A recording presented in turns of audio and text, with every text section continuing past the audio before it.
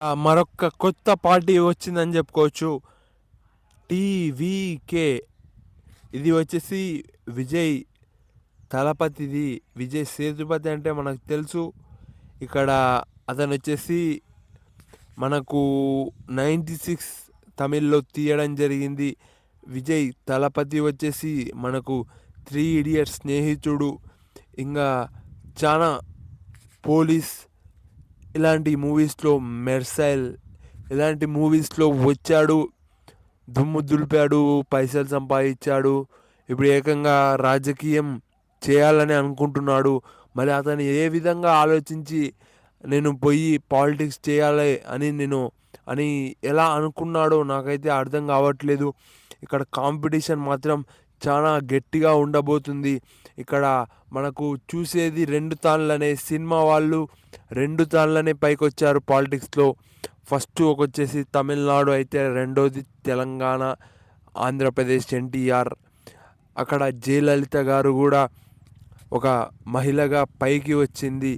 ఇలాంటి వాళ్ళు ఉన్నారు. మళ్ళీ విజయ్ తలపతి గారు నిజంగా వస్తాడా పైకి? వచ్చి ప్రజలకు హెల్ప్ చేస్తాడా? ఆ చైర్ పైన ఎందుకు కూర్చుంటారంటే 10 మందికి హెల్ప్ చేయడానికి కూర్చుంటారు. కానీ ఇక్కడ అంతా 10 మందికి హెల్ప్ చేసేవాళ్ళు కాదు, 10 మందికి అన్యాయం చేసేవాళ్ళు కూర్చున్నట్టుగా ఇక్కడ మనకు ప్రొజెక్ట్ అవుతుంది. ఇక్కడ మన ప్రాంతంలో అది ఏ సీట్ అయినా, ఇక్కడ మన సీట్ తెలంగాణ సీట్లైనా, ఆంధ్ర సీట్లైనా ఎవరికో 10 మందికి నష్టం జరిగే వాళ్ళే కూర్చున్నట్టుగా కనబడుతుంది. మళ్ళా నిజంగా మంచి చేసేవాళ్ళు ఇక్కడ గద్వాల్లో ఉంటే చాలా హ్యాపీ. ఇంకా విజయ్ తలపతి గారు మరి ఏమనుకుంటున్నారో, అతని ప్లానింగ్స్ ఏంటో అందరూ చూడబోతున్నారు. విజిల్ గుర్తు అంటే మనకు జేపీ జేపీ ప్రకాష్ గారు మనకు తెలుసు. ఇతని పేరు మనకు అతని విజిల్ గుర్తు మీద పోటీ చేపించాడు ఒక ఐపీఎస్.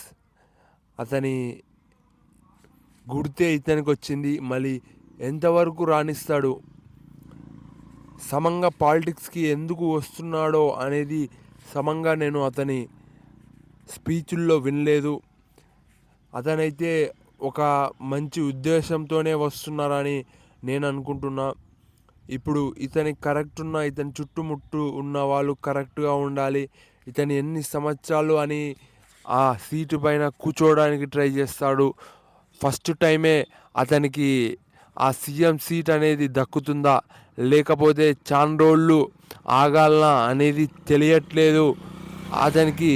మళ్ళీ ఏమవుతుందో చూడాలి. అతనికి గన వెంటనే సీఎం సీట్ ఒకవేళ దొరికిందంటే మళ్ళా తమిళనాడునే మార్చేస్తాడా అనేది తెలియదు. సౌత్ రీజన్ చూస్తే సౌత్ సైడ్ అనేది ల్యాండ్ అనేది ఎక్కువగా ఉంటుంది. ఇక్కడ మనం నార్త్ ఇండియా చూస్తే ఢిల్లీ, మధ్యప్రదేశ్, ఇలా ఉత్తరప్రదేశ్ ఇలా చోట్ల చూస్తే ల్యాండ్ అనేది ఉండదు. కనీసం వ్యవసాయం చేయడానికి కూడా ఉండదు. ఇల్లులు ఉంటాయి, ఆ ఇళ్ళ మధ్యలో ఎలానో బతకాల్సి వస్తుంది. అందుకే అక్కడ నుంచి వచ్చి ఇక్కడ బతుకుతున్నారు చాలామంది నార్త్ ఇండియన్స్. ఇక్కడ ఈ బాగుంటుంది ఈడ మన సౌత్ ఇండియా అని. సౌత్ ఇండియా అంటే మనకి సాంబార్, వడ అని గుర్తొస్తాయి. చాలా వరకు బాగుంటాయి కూడా. వాళ్ళ దిక్కే టేస్టులు అనేటివి సమంగా టేస్ట్ చేయలేదు. ఒక చపాతీ ఒకటి వాళ్ళదని తెలుసు. మళ్ళీ వాళ్ళు ఏమవుతాడు విజయ్ తలపతి?